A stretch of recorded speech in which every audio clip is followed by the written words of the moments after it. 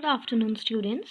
I hope you all are fine at your homes and everybody is looking forward for the new video as I'm going to explain you Unit 10 more on fractions today. So without wasting our time, let's start with the video. 10 more on fractions, that is on page number 78. So everybody open their pages. More on fractions. In this chapter, we are going to learn about equivalent fractions. The fractions are equivalent, those who are having same number of digits.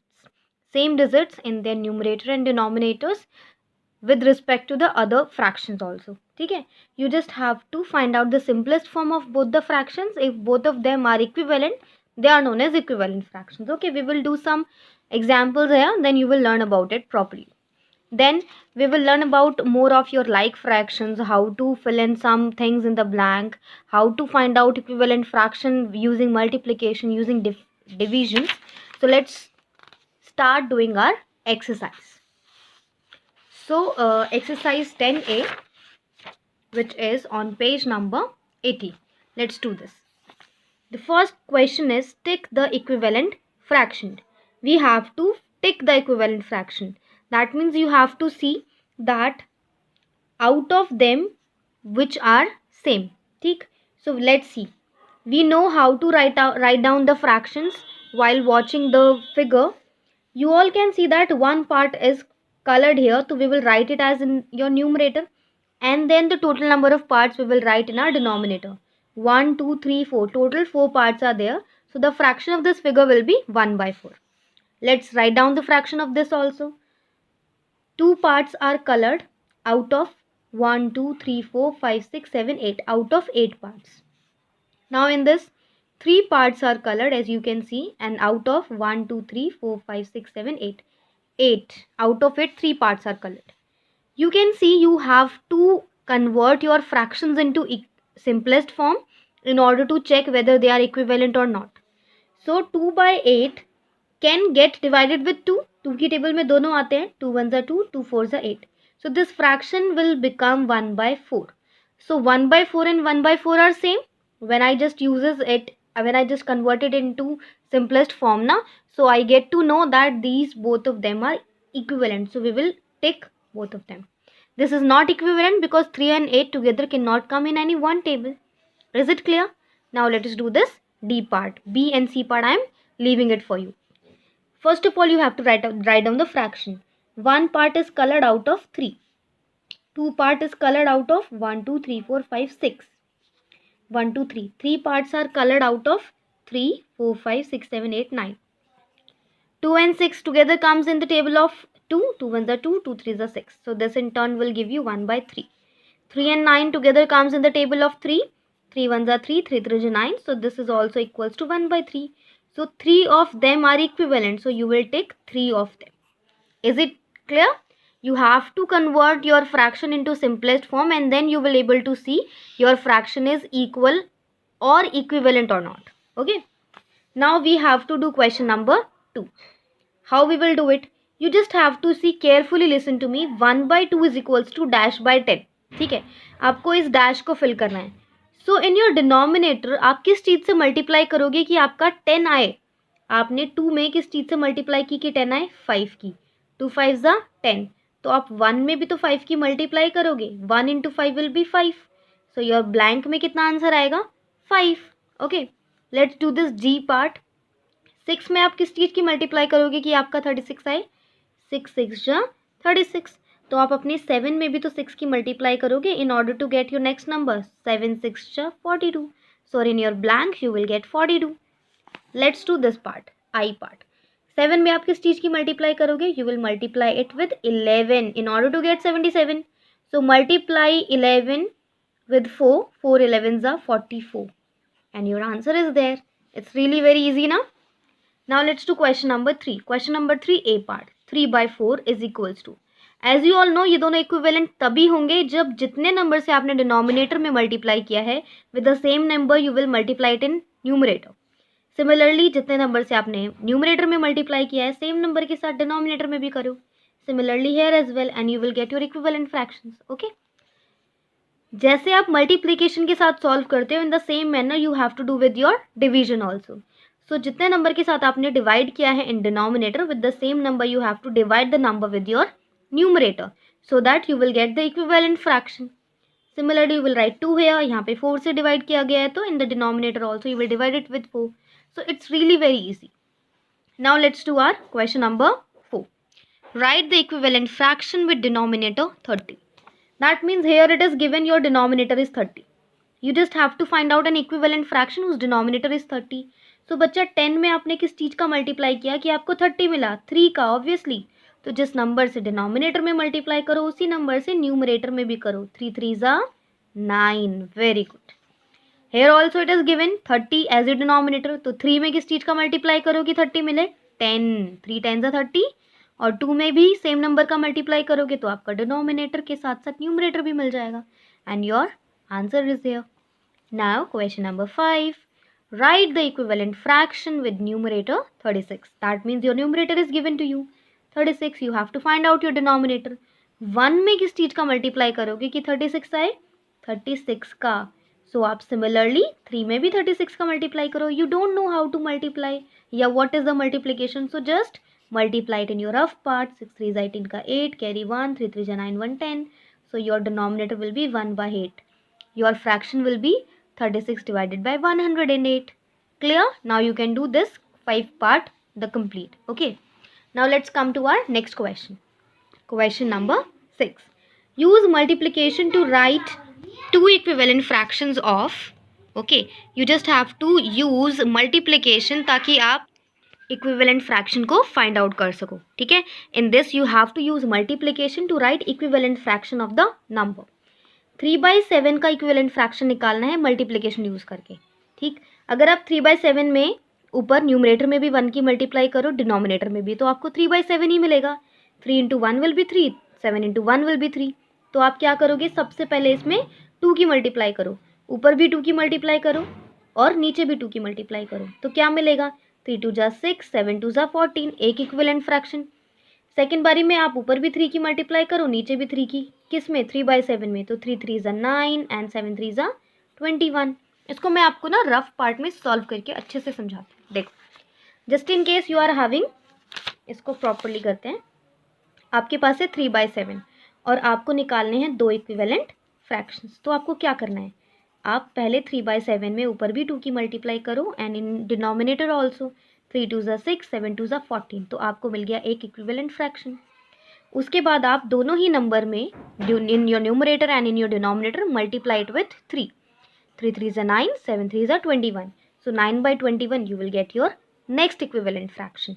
Is it clear? Let me do one more part of it. Let's see. C part हम लोग करते हैं.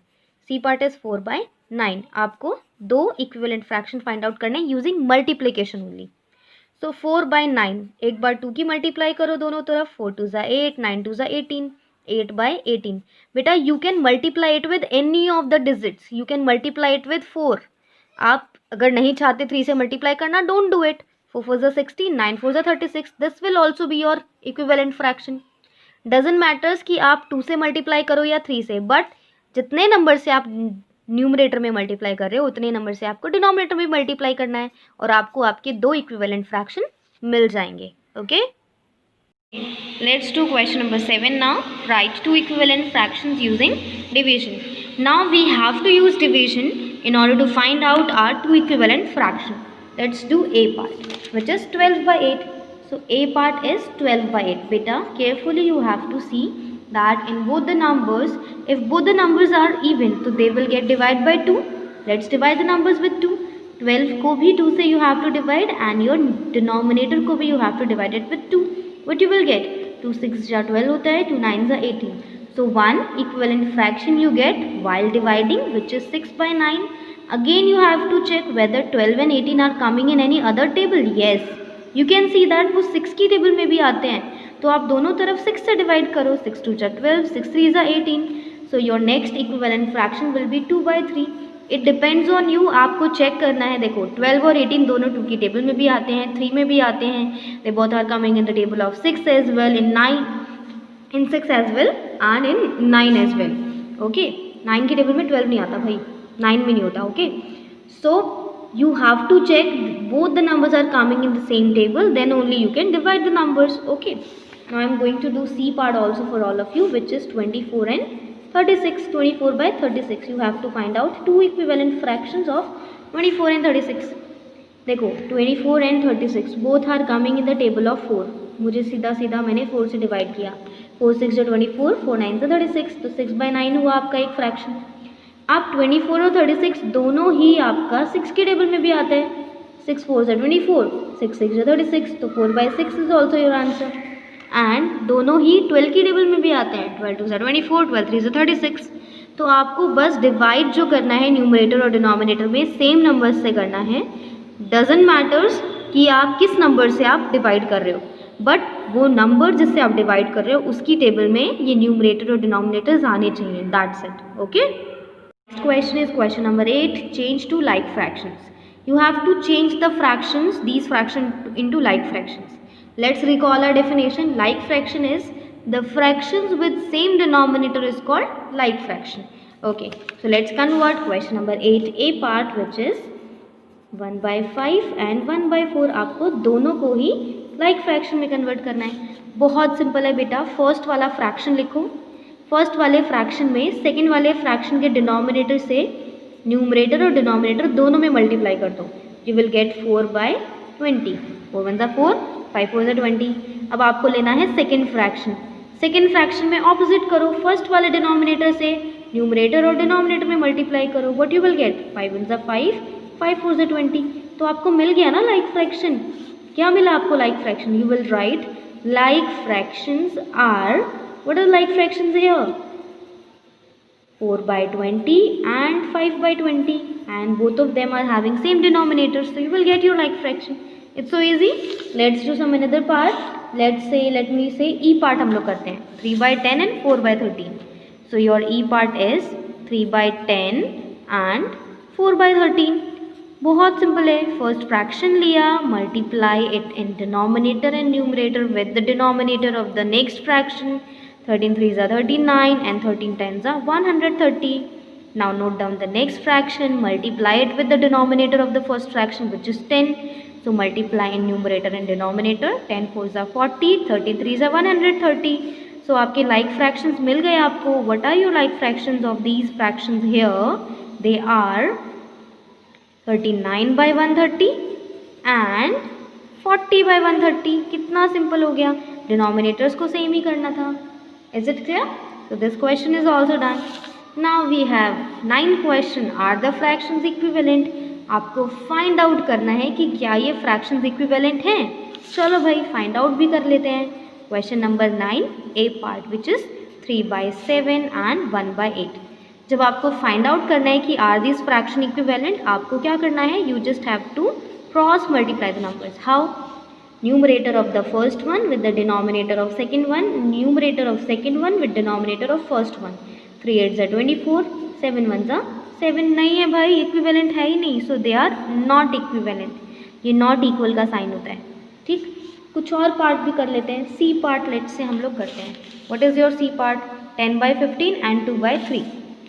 So it is 10/15 and 2/3. Here also we have to cross multiply the numbers. Numerator of first with the denominator of second, numerator of second with the denominator of first. 10 3s are 30, 2 15s are 30. Wow, they are equivalent. So you will say yes, they are equivalent. Understood?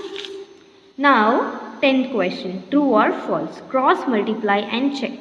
आपको cross multiply करना है और check करना है whether your answer is true or false. तो ये तो आप कर सकते हो. क्रॉस मल्टीप्लाई करो, चेक करो. अगर दोनों साइड इक्वल आती है तो yes your answer is true, otherwise your answer is not true. Okay, otherwise your answer is false. So this is your homework for all of you. You have to do this 10 question. Your exercise is completed here. Now we will start doing our exercise 10B. बेटा this exercise is really very easy अगर आप इसको ध्यान से सुनते हो तो. ठीक है, बहुत ध्यान से सुनना. एक एक चीज़ I am going to explain you बहुत अच्छे से. सो just listen to me carefully. Question number 1, compare the fractions by shading. आपको fractions को compare करना है shade करके. and fill in greater than, less than और equals to. ठीक है, पहले आपको shade करना है, फिर less than, greater than और equals to आपको लिखना है. ओके, चलो let's do the first question. 2/3. 2/3 means if 3 parts are there तो you have to shade 2 parts. क्या करना है आपको? 2 parts को shade करना है, ठीक. If 1/3 is there that means you have to shade only 1 part. इसको अच्छे से shade कीजिएगा हर तरफ से, ठीक है. So you have to shade only 1 part in this and 2 parts in this. Okay, चलो हमने shade किया. अब हमसे पूछा गया है which is greater, 2/3 is greater or 1/3 is greater. बिल्कुल भाई, we can see that 2/3 is greater because वो ज़्यादा shaded है, तो we will put this greater than sign in front of 2/3. Understood? Now this next question. Next is 1/4 and 3/4. That means one part should be shaded in this out of 4 and 3 parts should be shaded in this out of 3. So out of 4, 1 part, 2 part and 3 part. हमने तीनों parts को किया shade. So which will be greater? Obviously the part which is greater shaded, 3/4 is greater. अब बेटा एक चीज़ यहाँ पे देखो, एक पैटर्न यहाँ फॉलो हो रहा है. If your denominators are equal, अगर आपके डिनोमिनेटर्स इक्वल हैं तो जो ग्रेटर न्यूमरेटर होगा वही आपका ग्रेटर फ्रैक्शन होगा. तो ये चीज़ आपको बहुत ध्यान में रखनी है, ये कॉन्सेप्ट आपको समझना है. अगर आपके डिनोमिनेटर सेम हैं तो न्यूमरेटर में जो वैल्यू ग्रेटर है वही ग्रेटर फ्रैक्शन होता है, ठीक. अब इन केस हम इसको विदाउट शेडिंग करते हैं, ठीक. डिनोमिनेटर सेम है, ग्रेटर वैल्यू न्यूमरेटर में ग्रेटर फ्रैक्शन होगा, ये हमने लिख दिया. अब हम इसको शेड करके चेकआउट करेंगे. 6 parts are there, you have to color 4 parts.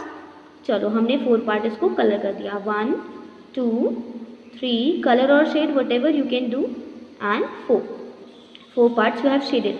In this you have to shade 3 parts. 1 2 3 part shade किया. Which is greater? 4/6 is greater. Yes, we are correct. समझ में आया? Understood? Now let us do next question. This is 1/2 and 1/4. तो 1/2 में 1 part you have to shade only. 1/4 में भी you have to shade only 1 part out of 4. Now बेटा यहाँ पे your numerator is same but your denominators are different. अब मुझे बताओ which part is more shaded, 1/2 or 1/4? Exactly, 1/2 is more shaded. Wow, very good. It's really very interesting ना. Now next part में आते हैं. It is 2/3 and it is 2/5. So that means 2 parts we have to shade out of 3.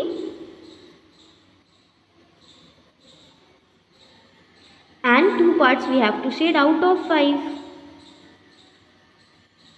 Now just tell me which is greater. कौन ज़्यादा shaded है? 2/3 is greater shaded. Yes, good. अब आप यहाँ से एक कॉन्सेप्ट समझोगे, वो क्या है? If your numerators are same, अगर आपके न्यूमरेटर्स सेम होते हैं तो डिनोमिनेटर में जो छोटी वैल्यू है that is your greater fraction. Numerator same है, डिनोमिनेटर में छोटी value is your greater fraction. Numerator same है, डिनोमिनेटर में छोटी value is your greater fraction. Numerator same है, डिनोमिनेटर में छोटी value is your greater fraction. Now let's check out this one.